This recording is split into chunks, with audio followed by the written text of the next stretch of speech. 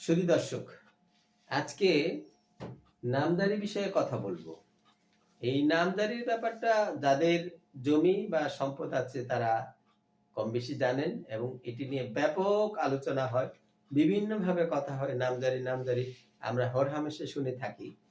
কেউ কেউ আমাকে বলছেন যে আসলে নামজারি করতেছি শুনি, কিন্তু প্রকৃত বিষয়টা পুরোপুরি ভালো করে এখনো বুঝতেছি না। কেউ কেউ আমাকে বলছেন, আমার সম্মানিত ক্লায়েন্ট অথবা অনেকে। তো এই বিষয়টা নিয়ে একটি ভিডিও করার জন্য আমাকে অনুরোধ করেছেন। আজকে আমি চেষ্টা করছি নামজারি বিষয়টা কি এবং একটি উদাহরণের মাধ্যমে বুঝিয়ে দিতে যে নামজারিটা আসলে কি। যাই হোক, কথা না বাড়িয়ে আমরা প্রথমে আসি। নামজারি, এই নামজারিকে কোথাও কোথাও আমরা কখনো নাম খারিজও বলে থাকি।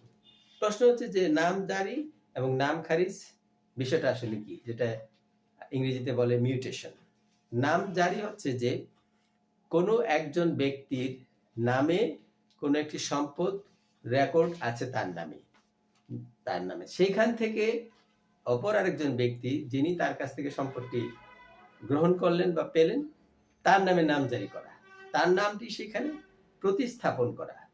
যদি আমরা আরেকটু ঘুরিয়ে বলি যে কোনো একজন ব্যক্তির নামে রেকর্ডে একটি জমি আছে বা একটি সম্পদ আছে, সেই সম্পত্তি সেই রেকর্ড থেকে, সেই হিসাব থেকে খারিজ করে, অর্থাৎ কেটে সরিয়ে এনে অন্য একটি জায়গায় স্থাপন করা, সেটা হতে পারে নাম খারিজ। মানে ওনার নামটা খারিজ করা হয়ে গেল, আরেকজনের নাম সেখানে প্রতিস্থাপন হবে। এটা হচ্ছে নামজারি। এখন আজকে আমাদের এখানে প্রশ্ন হলো, তাহলে নামজারি বলতে আমরা বুঝতাম যে কোন সম্পদ কোন ব্যক্তির নামে রেকর্ড আছে, তিনি মালিক, তার নামে রেকর্ড আছে, সেই রেকর্ড থেকে যখন তিনি সম্পত্তি কোনো না কোনো ভাবে হস্তান্তর করেন অথবা তার মৃত্যুর কারণে অন্য কোনো ব্যক্তিরা মালিক হয়ে যান, তখন সেই নামজারির প্রয়োজন আসে। আর নামজারির আরো একটি কাজ হয়, সেটা হচ্ছে যে 10 বছর 20 বছর পর সরকার নামজারি করে দেন। কিভাবে সেটা? 10 20 বা 30 বছর পরে সরকার এই মাঠে আসেন, দেখেন যে এই জমিগুলার নাম কার ছিল 20 বছর আগে, এই 20 বছরের মধ্যে অনেক পরিবর্তন হয়েছে, হস্তান্তর হয়েছে, কোনো ব্যক্তি মারা গেছেন, নতুন মালিকের সৃষ্টি হয়েছে। মাঠ পর্যায়ে সরকার এসে জরিপ যখন করে, দেখে যে কে মালিক সর্বশেষ, তাকে সেই মালিকটা তার কাগজপত্র চিহ্নিত করে, তার কাগজপত্র পরীক্ষা নিরীক্ষা করে, তাকে নতুন করে আবার তার নামটা সন্নিবেশন করা হয় সেই জমিতে। সেটা অবশ্য নাম জানি না, সেটা হচ্ছে জরিপ বা রেকর্ড। এর ফলে আমরা একটা খতিয়ান পেয়ে থাকি বা পর্চা পেয়ে থাকি। আর নামজারি হলে আমরা নিজেরা নিজের উদ্যোগে সরকারের কাছ থেকে, অর্থাৎ ভূমি মন্ত্রণালয়ের কাছ থেকে আমরা সেই নামজারিটি করি এবং আমাদের নামে যখন প্রয়োজন হয় আমরা ট্রান্সফার করি। আমরা আসি যে নামজারি আজকে আসলে এই হচ্ছে নামজারি। এবার আমরা আসতে চাই নামজারি কিভাবে করতে হয়। নামজারি যখন প্রয়োজন দেখা দেয়, সেক্ষেত্রে আমরা প্রয়োজনীয় কাগজপত্র সহ প্রত্যেক এলাকার উপজেলা ভূমি অফিস বা সহকারী কমিশনার ভূমি অফিস বা এসিল্যান্ড যেটাকে আমরা বলে থাকি, সেই এসিল্যান্ডের অফিসে আমরা এই নাম জারির জন্য বা নাম খারিজের জন্য অথবা নাম পরিবর্তনের জন্য, জমির নাম বা সম্পদের নাম পরিবর্তনের জন্য আমরা দরখাস্ত করি প্রয়োজনীয় কাগজপত্র দিয়ে। এবং সেই দরখাস্তের প্রেক্ষিতে উপজেলা নির্বাহী কমিশনার উপজেলা কমিশনার যখন মনে করেন যে এটি পরিবর্তন করার দরকার, প্রয়োজনীয় কাগজপত্র পরীক্ষা নিরীক্ষা করে তিনি আমাদেরকে পরিবর্তন করে দেন। আমি সংক্ষেপে বলতে চাচ্ছি। এখন এই নামজারি করার জন্য তার আগে আসি যে কেন নামজারি। কিছুক্ষণ আগে আমি কথা যেটি বলছিলাম যে কেন নামজারি করতে হয়। সাধারণত কয়েকটি কারণে জমির মালিকানা পরিবর্তন হয়ে থাকে। 1 নাম্বার, কোনো ব্যক্তি বা ব্যক্তিবর্গ তাদের জমি আছে, সম্পদ আছে, সেই সম্পদটা তারা তাদের প্রয়োজনে বিক্রি করলেন অন্য কোনো ব্যক্তির কাছে, সাবকবলা দলিলের মাধ্যমে হস্তান্তর করলেন। এই ক্ষেত্রে যার কাছে বিক্রি করলেন, যিনি বিক্রি করলেন তার পরিবর্তে তার নামজারির প্রয়োজন হয়, এখানে একটা প্রয়োজন। দ্বিতীয় হচ্ছে যে কোনো ব্যক্তি মারা গেলেন স্বাভাবিকভাবে, সেক্ষেত্রে তার সম্পদ যেদিন তিনি মারা গেলেন সেদিন থেকে তার মালিকানাটা শেষ হয়ে গেল, রেকর্ডে আর তার মালিক থাকার কথা না। সেই ক্ষেত্রে তার যারা ওয়ারিশ হবেন, উত্তরাধিকার থাকবেন, তাদের নামে নামজারি প্রয়োজন হয়, অর্থাৎ পরিবর্তন করা লাগে, সেই ক্ষেত্রে নামজারি হয়ে থাকে। মূলত এই দুইটা কারণে এবং যে কোনো হস্তান্তরের পরে নামজারির প্রয়োজন হয়ে থাকে। তো সেই ক্ষেত্রে নামজারি করার জন্য যে সকল কাগজপত্র সাবমিট করতে হয়, অর্থাৎ কোনো একজন ব্যক্তির সম্পদ বা জমি আরেকজন ব্যক্তি দাবি করছেন তার রেকর্ড করার জন্য, সেই জন্য এই দাবির সপক্ষে তাকে প্রয়োজনীয় কাগজপত্র ভূমি অফিসে সাবমিট করতে হয়। কি কি কাগজ?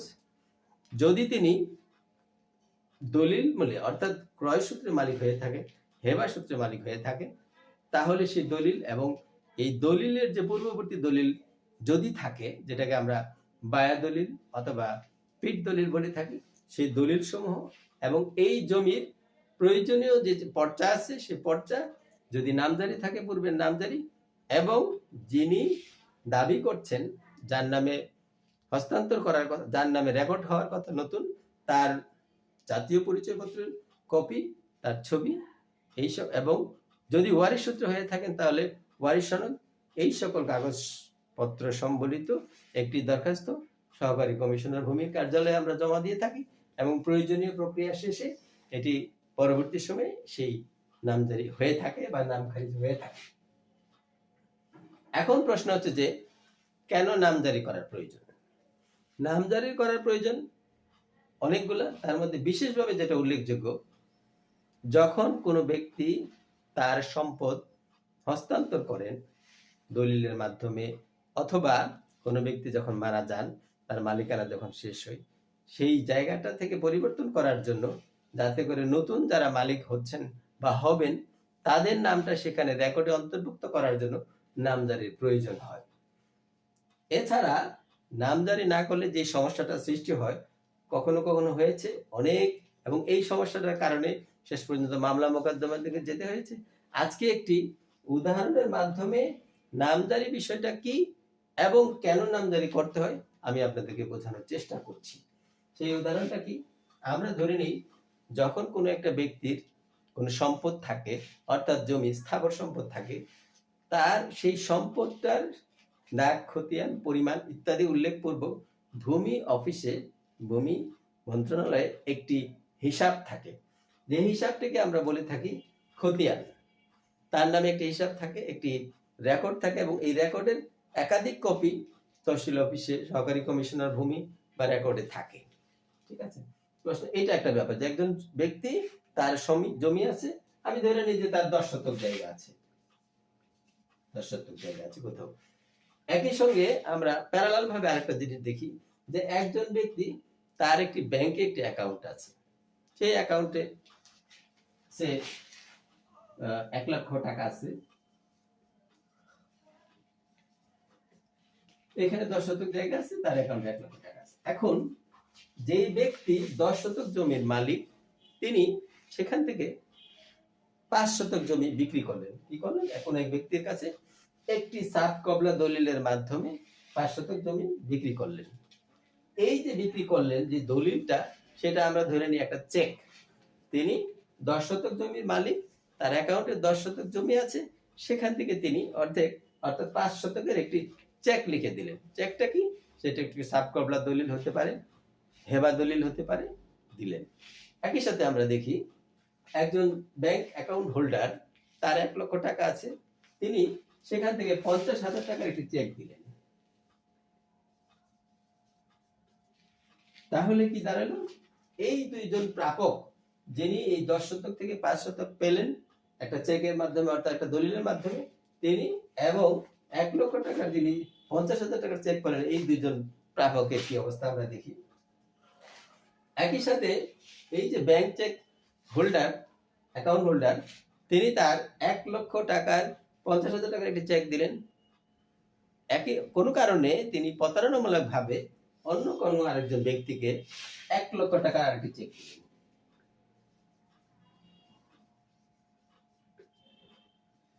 তাহলে কি দাঁড়ালো? এই যে 1 লক্ষ টাকার মালিক, তিনি কি করলেন? দুইজন ব্যক্তিকে দুটি চেক দিলেন, একটি হচ্ছে 50,000 টাকা, একটি হচ্ছে 1 লক্ষ টাকা। তো এখন এই দুইজন ব্যক্তি, তারা মনে করলো যে আমার এই চেক, এর মধ্যে থেকে যাকে 1 লক্ষ টাকার চেক দিলেন তার টাকার খুবই প্রয়োজন। তিনি কি করলেন? এই চেক নিয়ে তিনি ব্যাংকে, ওই সংশ্লিষ্ট ব্যাংকে উপস্থাপন করলেন যে এই চেকটা ক্যাশ করার জন্য। দুইভাবে তার এটা ক্যাশ হতে পারে।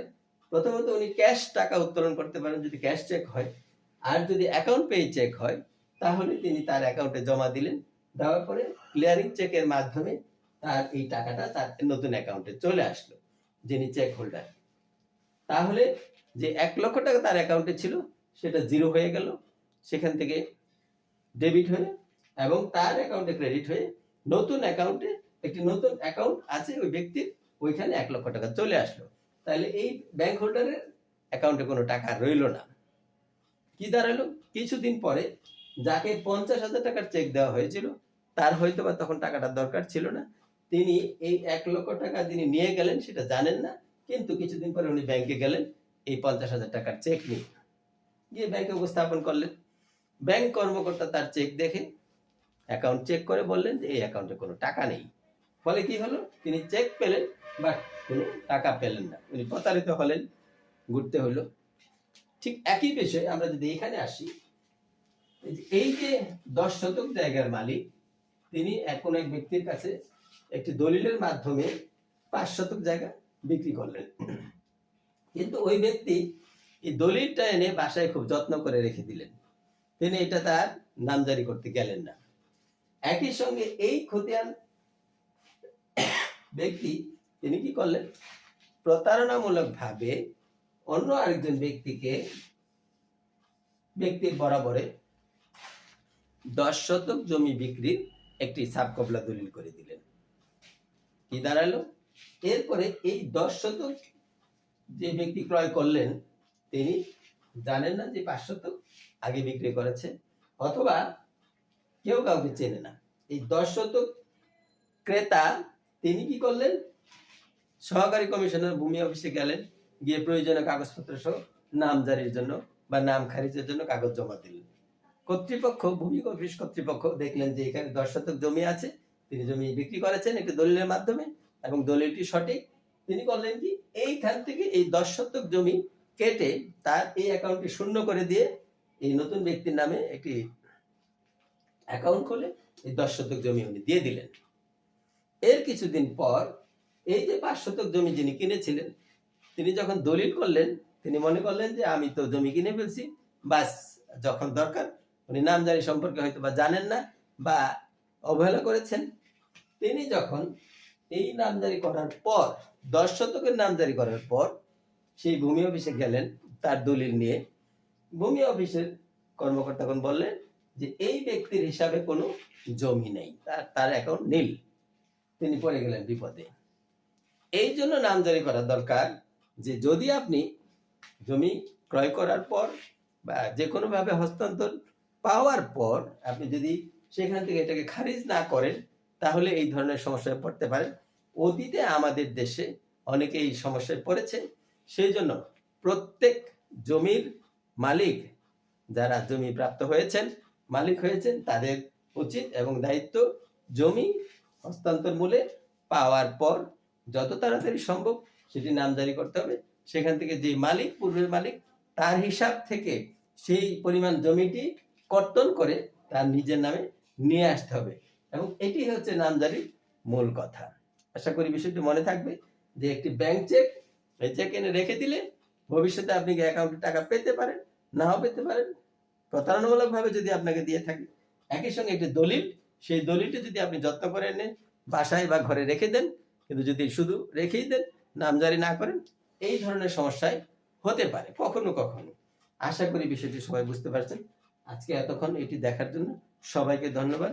এই বিষয়ে যদি পরবর্তী কোনো প্রশ্ন থাকে আমার কমেন্টস বক্সে কমেন্ট করতে পারবেন। আর এতক্ষণ এই বিষয়টি শোনার জন্য সবাইকে ধন্যবাদ। আল্লাহ হাফেজ।